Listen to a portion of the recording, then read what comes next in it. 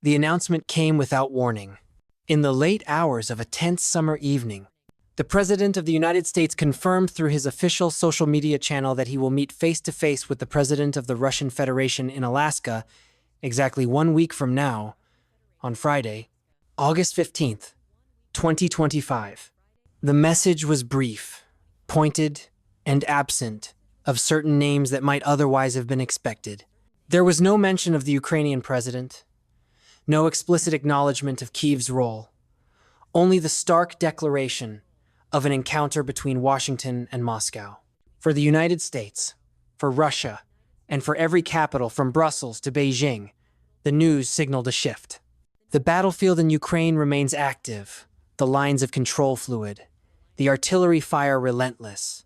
Yet this announcement marks the first confirmed direct meeting between the two leaders since the Russian invasion began, and it comes under conditions that raise as many questions as they answer. The president had previously set a 10-day deadline for Moscow to agree to a ceasefire, a deadline that, by the calendar, expired today. The expectation had been that this date would bring either the imposition of sweeping new sanctions or a decisive escalation of tariffs on Russian energy exports. Instead, it has brought the promise of a handshake in Anchorage. In the diplomatic arena, the absence of the Ukrainian president's name is not a clerical oversight, it is a signal. Kyiv has been vocal, insistent that any negotiation involving its sovereignty must have Ukraine at the table. Moscow's position has been equally inflexible, with the Kremlin refusing direct talks with the Ukrainian president and framing the war as an existential contest that can only be decided on its own terms.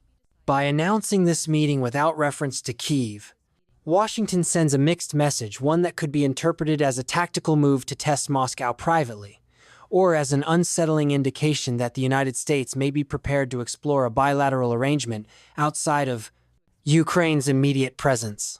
This is not without precedent.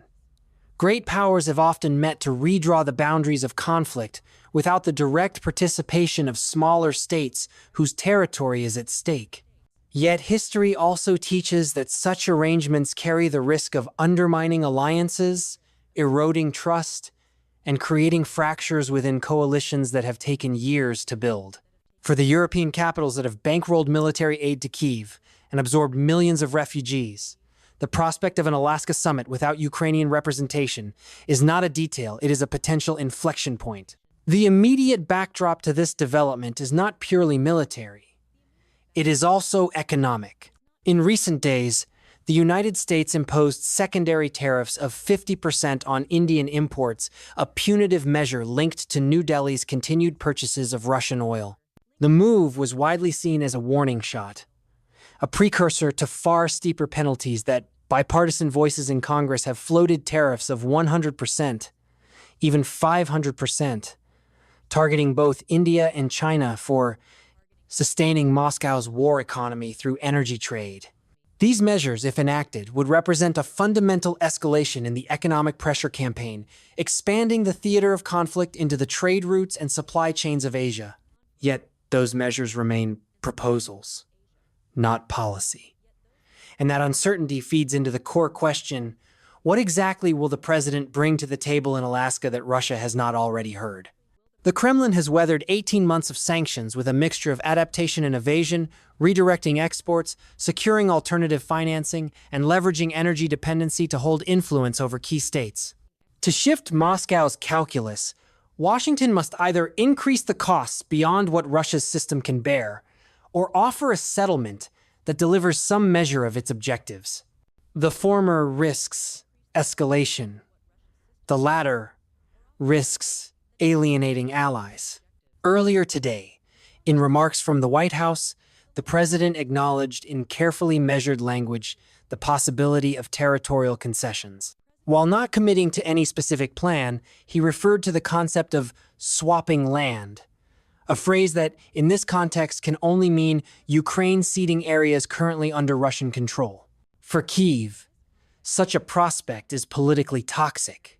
Since the annexation of Crimea 11 years ago, the Ukrainian leadership has framed the struggle as a defense of its entire territorial integrity. Any settlement that rewards aggression with permanent gains would be seen not as peace, but as defeat. European leaders share that view.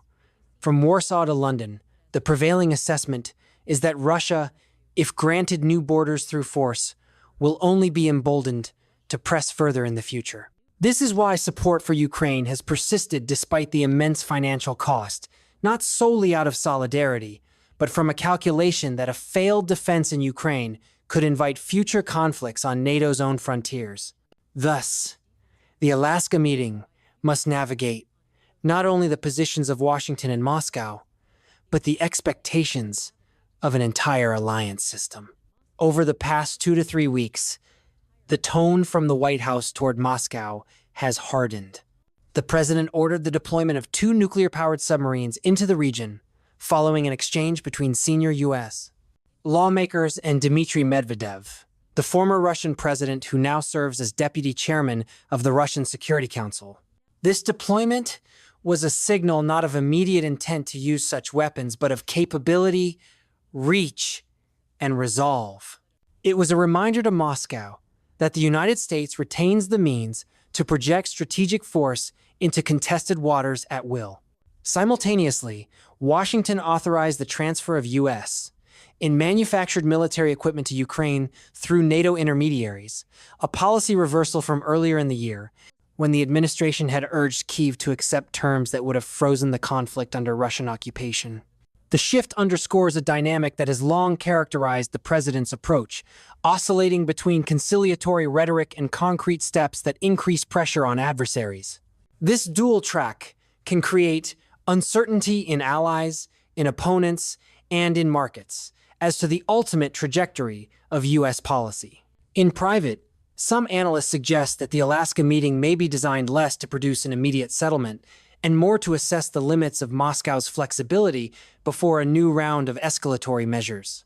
If the Kremlin remains unyielding, Washington could then move to implement the extreme tariff regimes now being discussed in Congress, expanding the sanctions architecture to encompass not only Russian entities, but any state that facilitates its war financing. Such a move would have profound implications for India, whose balancing act between the West and Moscow has thus far preserved its energy security, and for China, whose trade with Russia has surged in defiance of Western pressure. But there is also the possibility, one that European capitals view with guarded concern, that Washington might seek a bilateral freeze that serves immediate U.S. interests while leaving Ukraine in a compromised position. From a purely strategic perspective, such a move could free U.S. resources for competition elsewhere, particularly in the Indo-Pacific, where Chinese assertiveness continues to challenge the regional order. Yet the cost would be a fracture in Western unity and a precedent that territorial conquest can be legitimized through negotiation. The Alaska summit, therefore, is not merely a meeting between 2 leaders. It is a test of strategic priorities. Will the United States prioritize the immediate cessation of hostilities, even if it means accepting partial Russian gains? Will it double down on a long-term containment strategy, using economic isolation and military aid to grind down Moscow's capacity over years? Or will it attempt to balance these imperatives through a phased settlement, one that trades gradual sanction relief for verifiable Russian withdrawals enforced by international monitoring? The answers will not emerge in the opening handshake or the closing statements. They will be shaped by the private exchanges behind closed doors and by the responses of other actors in the days that follow. Kyiv's reaction will be pivotal. If Ukraine perceives itself sidelined, its willingness to implement any agreement will be limited, and the risk of renewed conflict will remain high. European unity will also be tested, especially if economic pressures mount from extended sanctions or retaliatory measures.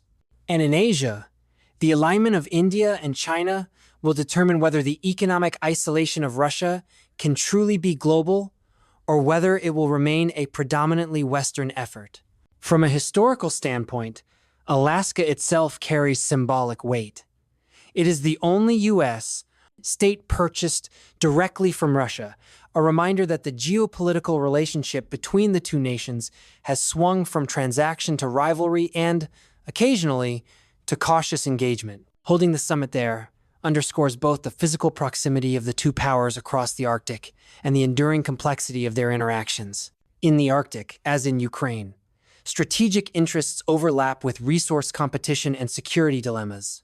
The region's shipping lanes, energy reserves, and military installations are part of a larger chessboard on which Washington and Moscow have maneuvered for decades. The meeting will unfold under the shadow of unfinished deadlines and unfulfilled threats.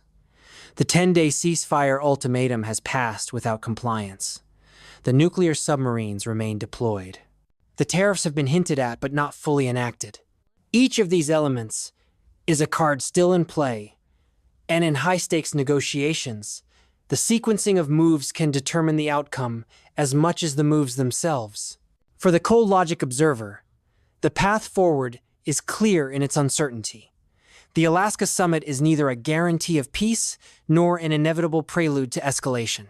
It is a moment in the continuum, a junction at which the strategic aims of multiple actors converge, clash, and recalibrate. The decisions made there will ripple outward, influencing not only the fate of Ukraine, but the stability of Europe, the balance of power in Asia, and the credibility of the United States as a global actor, capable of aligning words with actions. In the week ahead, signals will be scrutinized. The composition of each delegation, the framing of pre-summit statements, the presence or absence of specific policy commitments, all will feed into the analytical picture. For now, the meeting is set, the stage is Alaska, and the clock counts down to a conversation that will test the boundaries of diplomacy in an era where military power remains the ultimate currency.